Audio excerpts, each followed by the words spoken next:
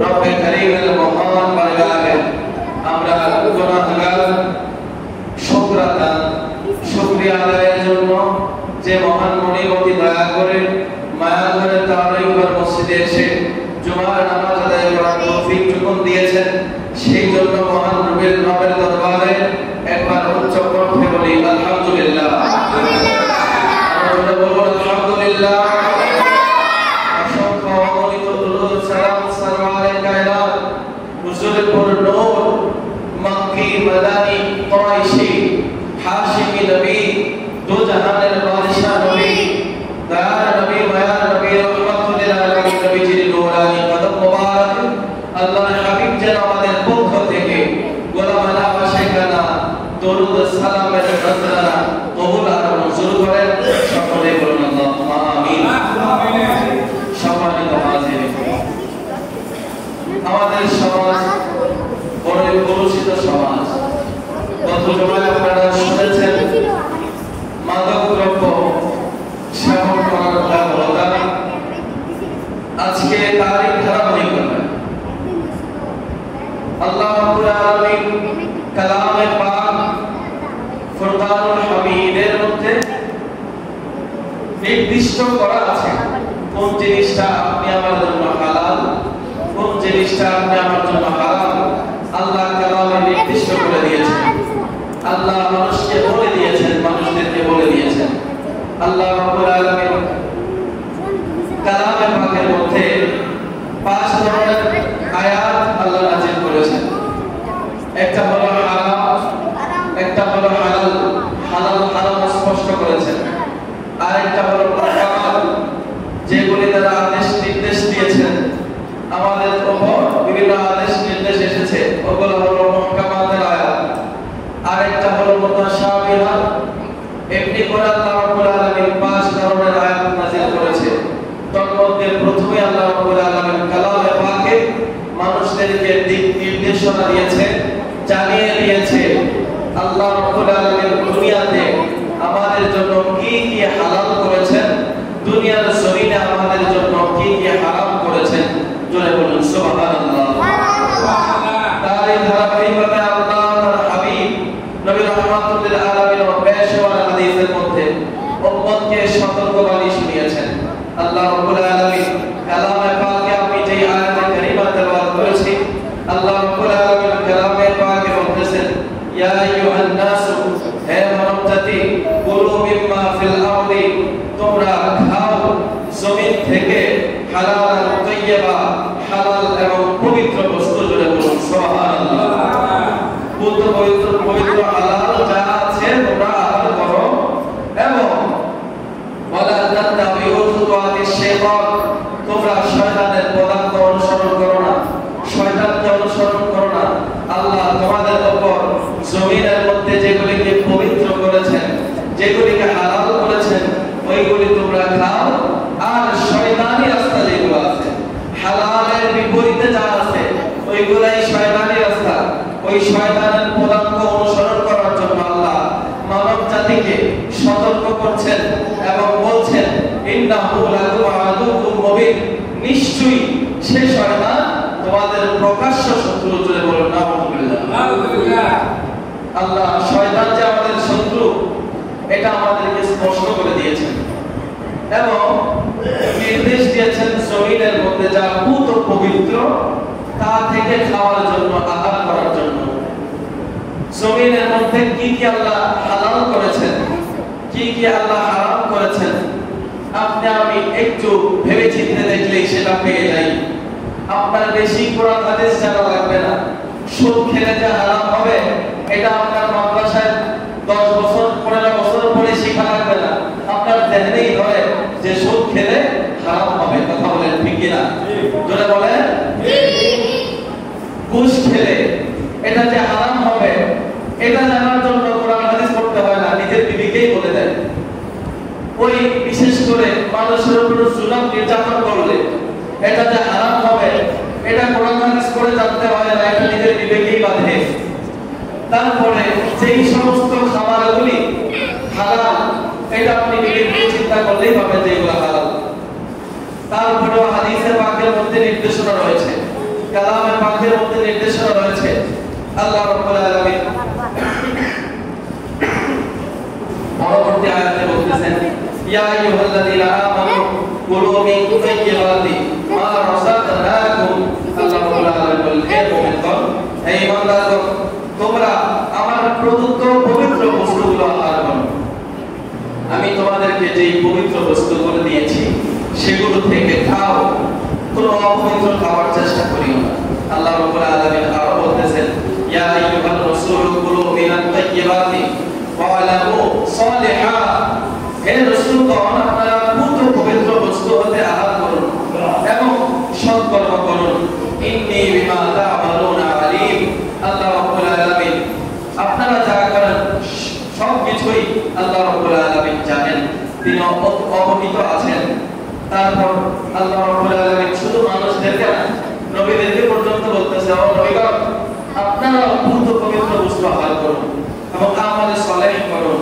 শুধু নবীদের ক্ষেত্রে খাস নয়, এটা মানব জাতির জন্য, মুসলমানদের জন্য, মুমিনদের জন্য, সকলের জন্য আম হুকুম এটা।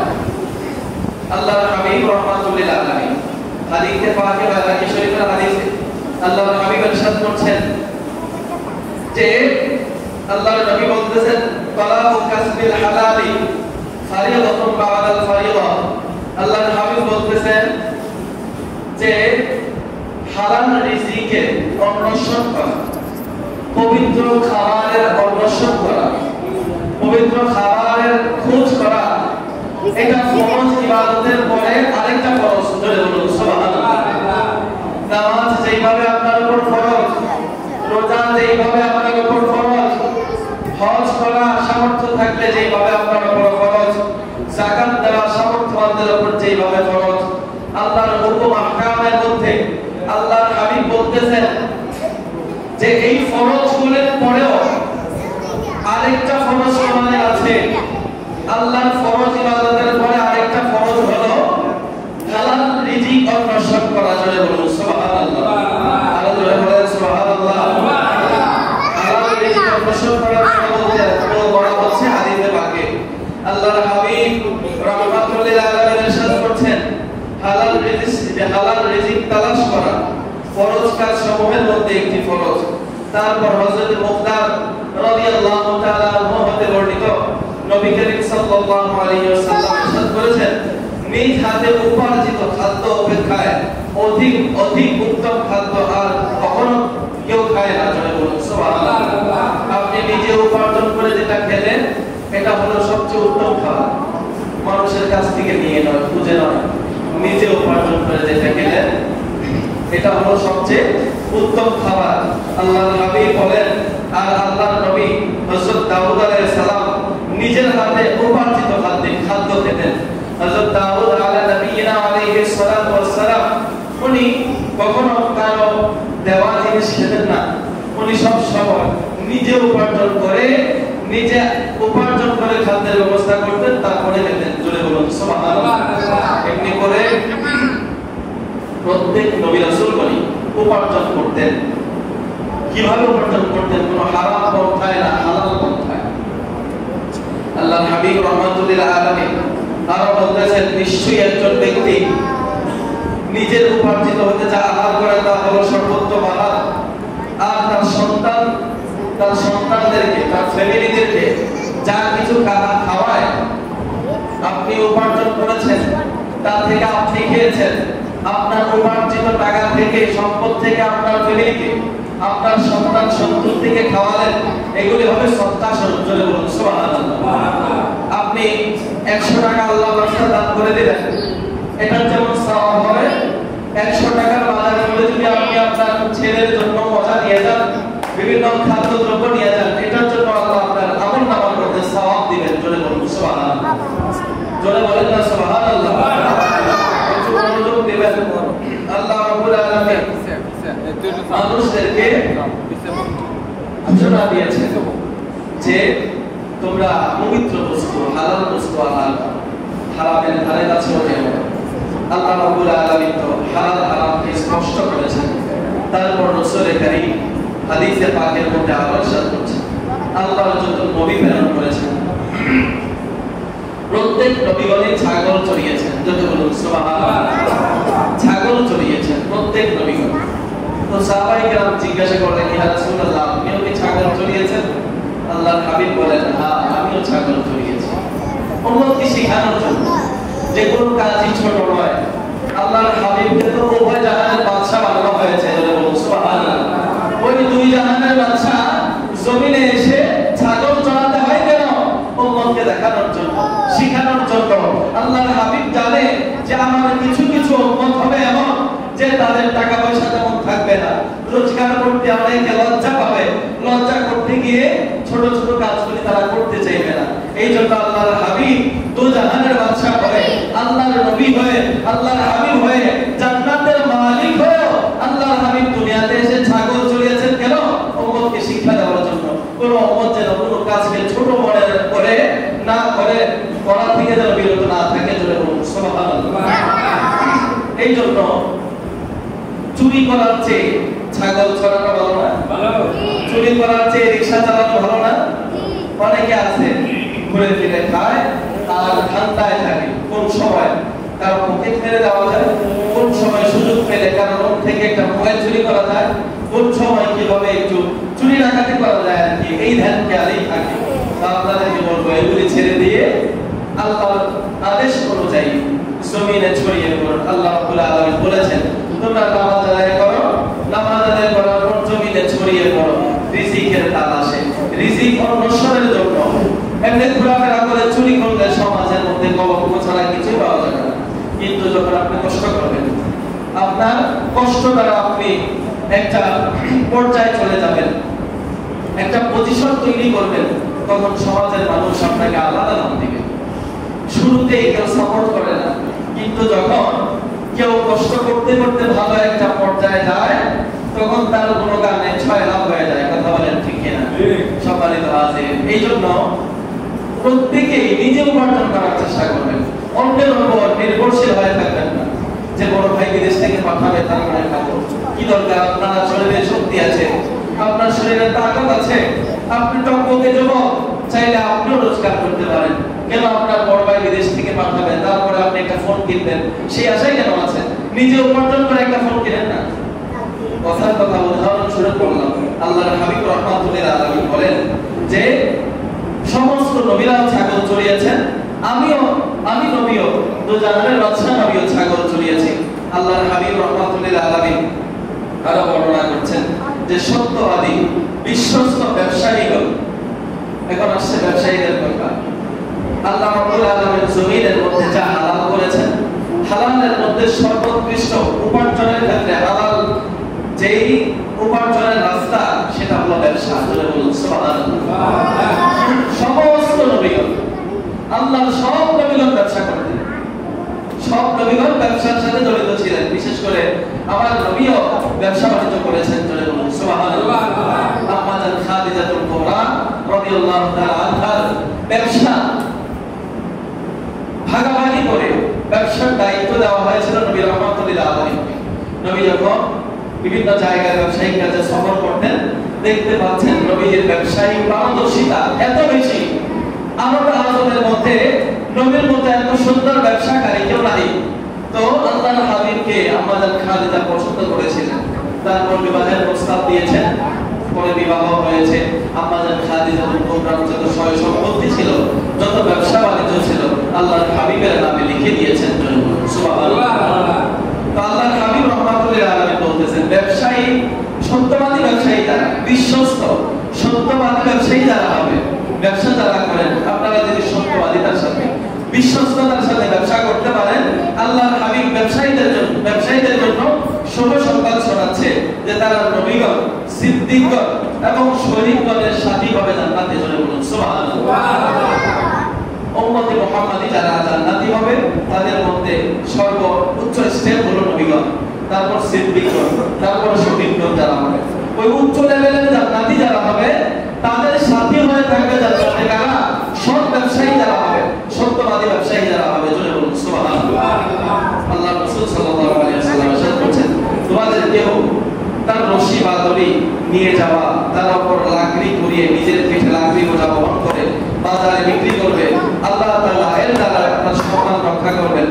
আল্লাহর হাবিব বলতেছে তোমাদের মধ্যে কেউ যদি রশি দিয়ে বন জঙ্গল থেকে লাকড়ি সংগ্রহ করে বাজারে বিক্রি করে জীবিকা নির্বাহ করে, রশি দিয়ে বা বিভিন্ন বন জঙ্গল থেকে লাকড়ি করিয়ে গাছের ডালপালা করিয়ে বাজারে বিক্রি করে কেউ যদি আহারের ব্যবস্থা করে আল্লাহ তার সম্মানকে রক্ষা করবেন, এমন ভাবে জীবিকা নির্বাহ করাটা তার জন্য অধিক উত্তম মানুষের নিকট চাওয়া এবং ভিক্ষার চেয়ে। জোরে বলুন সুবহানাল্লাহ। আল্লাহর হাবিব জায়েজের মধ্যে সর্বনিকৃষ্ট জায়েজ হলো ভিক্ষা করা। আল্লাহর হাবিব ভিক্ষা চাইতেন, মানুষের কাছে হাত পাততেন, অনুৎসাহিত করতেন, কারো কাছে যাওয়া থেকে বিরত থাকার জন্য উৎসাহিত করতেন সাহাবীদের। সাহাবায়ে কেরাম একবার এক সাহাবীর টাকা নাই, পয়সা নাই, কিছু নাই, আল্লাহর হাবিবের দরবারে আসছে, ইয়া রাসূলুল্লাহ আমার টাকা পয়সা নাই, রোজগারের কোনো রাস্তা নাই, আমাকে কিছু দান করুন। আল্লাহর হাবিব রাহমাতুল্লাহ আলাইহি তাকে একটা কুঠার কেনার ব্যবস্থা করে দিলেন, একটা কুঠার কিনে দিলেন। কুঠার যেটাকে বলে আপনারা গাছ কাটার জন্য। ওই সাহাবী দেখা গেল ওই সাহাবীকে একটা কুড়াল দিয়ে বলতেছে যাও তোমার এখন থেকে জঙ্গলে গিয়ে তুমি কাঠ কাটা শুরু করো, কাঠ বিক্রি করে তুমি ইনকাম করো, উপার্জন করো, তোমার জীবিকা নির্বাহ করো, তোমার প্রয়োজন মেটাও। জোরে বলুন সুবহানাল্লাহ। আল্লাহর হাবিব চাওয়াটা পছন্দ করতেন না, বিভিন্ন উপদেশ দিয়ে দিতেন, বিভিন্ন ব্যবস্থা করে দিয়ে দিতেন, ম্যানেজ করে দিতেন সাহাবীদেরকে যে তোমরা এমন করো, তারপরে মানুষের কাছে চাইও না, ভিক্ষা করিও না। তো আল্লাহর হাবিব বলতেছেন যে জঙ্গলে গিয়ে কাঠ কাটা মানুষের থেকে চেয়ে খাওয়া অথবা ভিক্ষা করে খাওয়া থেকে অনেক সম্মানের যে ব্যাপার, অনেক উত্তম ব্যাপার আল্লাহ রাব্বুল আলামিন। তারপর আল্লাহর হাবিব রাহমাতুল্লাহ আলাইহি বলতেছেন তোমরা শ্রমিক আর পারিশ্রমিক তার ঘাম শুকানোর পরে দিয়ে দাও। আমরা এই যে এখন ধানের সিজন চলতেছে, অনেকে বন্দিতে কাজ করায়, মানুষ রেখে টাকা দিয়ে কাজ করায়, তো বিভিন্ন ক্ষেত খামারে যারা কাজ করায়, তো তাদের জন্য এই হাদিসটা প্রযোজ্য। আল্লাহর হাবিব বলতেছেন যে শ্রমিকের পারিশ্রমিক তাদের ঘাম শুকানোর আগে দিয়ে দাও। আপনি একজনকে দিয়ে একটা কাজ করিয়েছেন, এত টাকা দিবেন বলেছেন, বিলম্ব করবেন না, সেই কাজ সম্পূর্ণ করেছে সাথে সাথে দিয়ে দেন। এটাই হলো ইনসানিয়ত, এটাই হলো ইহসান। আল্লাহর হাবিব রাহমাতুল্লাহ আলাইহি আরেক জায়গায় ইরশাদ করছেন কোন মুসলমান যখন গাছ লাগায় অথবা শস্য রোপণ করে আর তা থেকে পাখি অথবা মানুষ বক্ষণ করে, তখন তা রোপণকারীর জন্য দান অথবা সদকা হিসেবে বিবেচ্য হবে। সুবহানাল্লাহ। মনে করেন আপনি একটা গাছ লাগিয়েছেন অথবা একটা খামারের একটা ফসলের ক্ষেত করেছেন, ওই ক্ষেত থেকে অথবা গাছ লাগিয়েছেন, এই গাছ থেকে কোনো পশু পাখি যদি কোনো ফল আরোহণ করে, কোনো মানুষ যদি খায়, এগুলি আপনার পক্ষ থেকে দান সদকার সমান সওয়াব হবে। সুবহানাল্লাহ। আল্লাহর হাবিব রাহমাতুল্লাহ আলাইহি আর ইরশাদ করছেন রাসূলুল্লাহ সাল্লাল্লাহু আলাইহি ওয়াসাল্লাম সাহাবীগণ নিজের কাজ নিজেরাই সম্পাদন করতেন। সাহাবীরা কখনো পরনির্ভরশীল ছিলেন না, অন্যদের কাজ করাতেন না, নিজের কাজ নিজেই সম্পূর্ণ করতেন। আল্লাহর হাবিব আরো বলেছেন সাহাবীগণ আল্লাহর হাবিবের নিকট এক ব্যক্তি আগমন করেছে। সাহাবীগণ লোকটির শক্তি ও উদ্দীপনা দেখে বললেন হে আল্লাহর রাসূল, এই লোকটি যদি আল্লাহর রাস্তায় জিহাদে থাকতো। তখন ইরশাদ করা হলো এক টকবকে যুবক শক্তিশালী মানুষ এসেছে নবীজির দরবারে। আসার পর সাহাবায়ে কেরাম বলতেছেন এত শক্তিশালী ব্যক্তি আর তার মধ্যে যে তেজ যে পাওয়ার দেখা যাচ্ছে, এই শক্তিশালী ব্যক্তি যদি আল্লাহর রাস্তায় জিহাদে থাকতো কতই না উত্তম হতো। তারপর আল্লাহর হাবিব রাহমাতুল্লাহ আলাইহি ইরশাদ করছেন যে যদি লোকটি তার ছোট ছোট সন্তানদের উপার্জনের চেষ্টা বের হয়ে থাকে, এই লোকটি যদি তার সন্তানদের আহারের জন্য উপার্জন করার চেষ্টা বের হয়ে থাকে, তাহলে সে আল্লাহর রাস্তায় রয়েছে। সুবহানাল্লাহ। তার মানে আমরা যারা উপার্জন করি, আপনারা যারা ব্যবসা বাণিজ্যের মধ্যে বিভিন্ন জায়গায় সফর করেন ইনকামের জন্য, উপার্জনের জন্য, ফ্যামিলিকে ভালো রাখার জন্য, ফ্যামিলির মানুষদেরকে খাবার খাওয়ানোর জন্য, আপনি যেই জায়গায় কি উপার্জন করতেছেন ঘর থেকে বের হয়ে যাওয়া মানে আপনি আল্লাহর রাস্তায় চলে যাওয়া। চলে বলুন সুবহানাল্লাহ। এই জন্য এমন কেউ ভাববেন না যে আমি ইনকাম করলে না ফ্যামিলি চলে, বড়রা ইনকাম করে ছোটরা ইনকাম নাই, বড় ভাই ছোট ভাইকে বিভিন্ন ধরনের কথা দিয়ে কথা বলেন, এইগুলি বলবেন না। আল্লাহ রাব্বুল আলামিন আপনার মাধ্যমে আপনার ফ্যামিলির রিজিকের ব্যবস্থা করতেছে। মূলত এই টাকা দিয়ে আপনি যত টাকা ইনকাম করেন, এই টাকা থেকে আপনি যে ফ্যামিলিকে খাওয়ান, আপনার ভাইদেরকে খাওয়ান, মা বাবাকে খাওয়ান, সকলের রিজিক মিলে আপনার কাছে আসতেছে, আপনি তাদেরকে খাওয়াইতেছেন। এটা আপনার একার রিজিক না, জয় বলুন সুবহানাল্লাহ। এই জন্য আপনাকে আল্লাহ দান করেন তাদের উসিলায়, আপনার ফ্যামিলির সদস্যদের উসিলায় আপনার কাছে টাকা পয়সা আসতেছে, আপনি তাদের জন্য খরচ করতেছেন। এটা আপনার ক্রেডিট আছে ঠিক আছে, কিন্তু তাদের রিজিকও এখানে নিহিত আছে। এটা আল্লাহ দ্বারা প্রদত্ত, আল্লাহ মানুষকে দান করে থাকেন। তারপর আল্লাহ নবী বলেন, আর যদি সে বৃদ্ধ পিতামাতার জন্য উপার্জনের জন্য বের হয়ে থাকে, ওই শক্তিশালী ব্যক্তির কথা বলতেছে, সে যদি বৃদ্ধ পিতামাতার জন্য উপার্জনের জন্য বের হয়ে থাকে, তাহলেও সে আল্লাহর সন্তুষ্টির রাস্তায় রয়েছে। পিতামাতার জন্য কিছু ইনকাম করে নিয়ে আসা, উপার্জন করে নিয়ে আসা, এটাও আল্লাহর সন্তুষ্টির রাস্তার মধ্যে একটা রাস্তা। আল্লাহ নবী আরো বলেন, আরো যদি সে নিজের পরনির্ভরশীলতা থেকে মুক্ত রাখার জন্য উপার্জন, মানে নিজেকে অপরের নির্ভর না করে নিজের জন্য নিজে উপার্জনের জন্য চেষ্টা হয়ে থাকে, তাহলেও সে আল্লাহর রাস্তায় রয়েছে, সেটাতে আল্লাহর সন্তুষ্টি রয়েছে। আল্লাহ রাব্বুল আলামিন আমাদের সকলকে পবিত্র রিজিক অন্বেষণ করার তৌফিক দান করুন। সকলে বলুন আল্লাহ। দেখেন, আপনি দুনিয়াতে হারাম পন্থায় অনেক সম্পদের পাহাড় বানালেন। হারাম পন্থা কি সেগুলো আপনাদের জানা আছে? জানা আছে না? কোন জায়গা থেকে ইনকাম করলে হারাম হবে এটা আপনারা জানেন না? কথা বলেন। সুদ খেলে যে হারাম হবে জানেন না? ঘুষ খেলে কথা বলেন না, হারাম হবে জানা আছে না আপনাদের? জানা থাকার পরেও যদি আপনি ওই রাস্তা থেকে ইনকাম করেন, সম্পদের পাহাড় বানালেন, ব্যাংক ব্যালেন্স বানালেন, লক্ষ লক্ষ টাকা ব্যাংকে রাখলেন, কালকে মরে যাবেন, এই টাকা কি আপনার সাথে যাবে নাকি? কিন্তু এই টাকা যে আপনি হারাম পন্থায় ইনকাম করে গেছেন, এটার জন্য আল্লাহর দরবারে জবাবদিহিতা আছে না নাই? জোরে বলতে হবে। অবশ্যই জবাবদিহিতা আছে। জবাবদিহিতা তো জবাবদিহিতা, এর চেয়ে কঠিন জবাবদিহিতা আর হতে পারে না।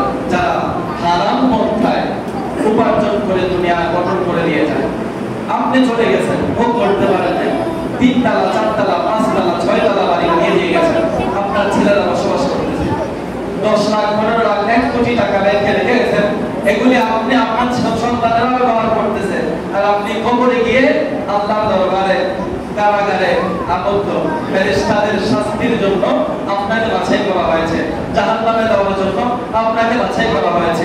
কি দরকার আছে দুনিয়ার আমার ছেলে সন্তানদেরকে ভালো রাখার জন্য, 6 তলার উপরে রাখার জন্য আমি হারাম ইনকাম করে দুনিয়াতে 6 তলা বিল্ডিং করে দিয়ে যাইয়া জাহান্নামের আগুনে পোড়া? কোনো দরকার আছে না? এমন মানে নিজের চিন্তাটা অন্তত করিয়েন যে আমি যে সম্পদ করতেছি এগুলো আমি ভোগ করতে পারবো না, আমি যে বিল্ডিং করতেছি এটাতে আমি থাকতে পারবো না, আমার বয়স 50 হয়ে গেছে, 60 হয়ে গেছে, 70 হয়ে গেছে, যে কোনো মুহূর্তে আপনার দরবারে আপনার কাছে আজরাইল চলে আসবে। আসবে না? নাকি আপনি আজরাইল থেকে মুক্ত? সবাই 60 70 তো অনেক দূরের কথা। আমার বয়স কত? 24। এই 24 এর মধ্যে কত যুবক চলে গেছে দুনিয়া থেকে, কবরে চলে গেছে। 22 বছর 20 বছর 19 বছর 15 বছরের ছেলেরা কবরে চলে গেছে। আমি যে 30 বছর পর্যন্ত বাঁচবো, আমার কোনো গ্যারান্টি আছে না। কালকে বাঁচবো কোনো গ্যারান্টি আছে? আমার কি দরকার আছে যে হারাম পন্থায় আমি কোটি টাকা ইনকাম করে দিয়ে গেলাম, আমার সন্তানেরা দুনিয়া থেকে ভোগ করলো, আর আমি কবরে গিয়ে জাহান্নামে আগুনে জ্বললাম? একটু নিজের কথা চিন্তা করুন। আল্লাহর ওয়াস্তে আপনাদের কলমে হাত রেখে দিন, ইনকামটা অন্তত হালাল রাখেন। ইনকামের মধ্যে হারামের সংস্পর্শতা, হারাম মিলিয়ে ফেলেন না, একসাথে করে ফেলেন না। আল্লাহ রাব্বুল আলামিন যাদের দোয়া কবুল করেন, যাদের দোয়া কবুল করেন, তার মধ্যে এক শ্রেণীর ব্যক্তি হলো যারা হারাম থেকে বেঁচে থাকে। হারাম খাবার, হারাম ইনকাম থেকে যারা বেঁচে থাকে, তারা হাত উঠাতে দেরি হয়, আল্লাহ কবুল করে ফেলেন। সুবহানাল্লাহ। আর আপনি হারাম পন্থায় ইনকাম করলেন, 100 জন হুজুর নিয়ে ঘরে দাওয়াত দিয়ে খাওয়ালেন, দোয়া করালেন, হুজুর দোয়া করেন, 100 জন হুজুর দাওয়াত দিয়েছে, সব হুজুররা মিলে দোয়া করছে, আপনার ইনকামের মধ্যে ভেজাল আছে, এই দোয়া আল্লাহ দরবারে কোনোদিন কবুল হবে না। তো এই জন্য নিজের চিন্তা করে যান, আজকে মরে গেলে কালকে পর্যন্ত আপনাকে রাখবে না দুনিয়ার জমিনে। আজকে রাতের ভিতরে আপনি কবরে চলে যাবেন। এখন মারা গেলে এশারের নামাজের আগে জানাজা হয়ে যাবে, কবরে চলে যাবেন। কার জন্য হারাম ইনকাম করতেছেন? কার জন্য? একটু চিন্তা করবেন। রাতে বালিশের মধ্যে মাথাটা লাগায় চিন্তা করবেন, ঘুমানোর আগে আল্লাহ কি করতেছি, কালকে কবরে চলে গেলে কি উপায় হবে, একটু চিন্তা করবেন। আল্লাহ রাব্বুল আলামিন আমাদের সকলের মাথার মধ্যে শুভবুদ্ধি উদয় করুক, জোরে বলুন আমিন। আল্লাহ রাব্বুল আলামিনের দরবারে আল্লাহ হাবিব হাদিসের কাছে করতে বলেছেন একটা দোয়া করার জন্য সব সময়, আল্লাহুম্মা ইন্নী আসআলুকা ইলমান নাফিআ ওয়া রিজকান তাইয়্যিবা ওয়া আমালান মুতাকাব্বালা। হে আল্লাহ, আমাদেরকে দান করুন ইলমান নাফিআ, উপকারী জ্ঞান, যে জ্ঞানটা উপকার দিবে। অপকারী জ্ঞান না। এমন জ্ঞানী মানুষ আছে যারা ইসলামের বিরুদ্ধে জ্ঞানকে কাজে লাগায়। ওই সমস্ত জ্ঞান আল্লাহর দরবারে যায় না, আল্লাহর দরবারে চায় ইলমান নাফিআ। হে আল্লাহ, আমাদেরকে উপকারী জ্ঞান দান করুন। হালালান তাইয়্যিবা, হে আল্লাহ রিজকান তাইয়্যিবা, আল্লাহ আমাদেরকে পবিত্র রিজিক, যেই রিজিকটা পবিত্র, ওই পবিত্র রিজিক আমাদেরকে দান করুন। এবং ওয়া আমালান মুতাকাব্বালা, এবং আমাদেরকে এমন আমল করার তৌফিক দান করেন যেই আমলটা আপনি কবুল করেন। রিয়াযুক্ত আমল না, যে আমলটা আল্লাহ লোক দেখানোর, মানুষেরা লোক দেখানোর জন্য করে, আল্লাহ ওই আমল করার তৌফিক আমাকে দেন না। এমন আমল করার তৌফিক আমাকে দেন যে আমলটা আল্লাহ আপনি কবুল করে থাকেন। জোরে বলুন আল্লাহুম্মা আমিন। আল্লাহুম্মা ইন্নী আসআলুকা ইলমান নাফিআ ওয়া রিজকান তাইয়্যিবা ওয়া আমালান মুতাকাব্বালা। আল্লাহ রাব্বুল আলামিন আমাদের সকলকে হালাল রিজিক অন্বেষণ করার তৌফিক দান করুন। সকলেই বলুন আল্লাহুম্মা আমিন। সমস্ত হারাম থেকে বেঁচে থাকার তৌফিক দান করুন। সকলেই বলুন আল্লাহুম্মা আমিন। আল্লাহর দরবারে যারা পাকড়াও হবে হাসরের ময়দান, তার মধ্যে যারা হারাম পথে ইনকাম করেছে তাদের খবর হয়ে যাবে। অন্যান্য গুনাহগার যারা আছে তারা তো বিভিন্ন পন্থায় আল্লাহর দয়া হলে মাপ পেয়ে যাবে, আল্লাহর দয়া হলে। কিন্তু হারাম ইনকাম যারা করে যাচ্ছে, বিশেষ করে সুদের সাথে যারা যুক্ত আছেন, ঘুষের সাথে যারা যুক্ত আছেন, এটা একটা হাদিসই তো যথেষ্ট যে যে ব্যক্তি সুদ খেল ওই ব্যক্তির সর্বনিম্ন শাস্তি এমন হবে যে তার নিজের মায়ের সাথে জিনা করার সমপরিমাণ যে শাস্তি, এমন শাস্তি হবে। এই কথাটা যদি আপনি আপনার হৃদয়ে ধারণ করতে পারেন, আপনি কোনোদিন হারাম পথে অবর্জন করতে পারেন, কোনোদিন ঘুষের সাথে সম্পৃক্ত হতে পারেন না, কোনোদিন ঘুষের সাথে সম্পৃক্ত হতে পারেন না। একটা মানুষ মায়ের সাথে জিনা করবে এটা তার কল্পনাতে আসে না কোনোদিন, কিন্তু যে ব্যক্তি সুদ খাইল সে মায়ের সাথে জিনা করলো, জিনা করলে যেই সমপরিমাণ, মাইকে না গেলে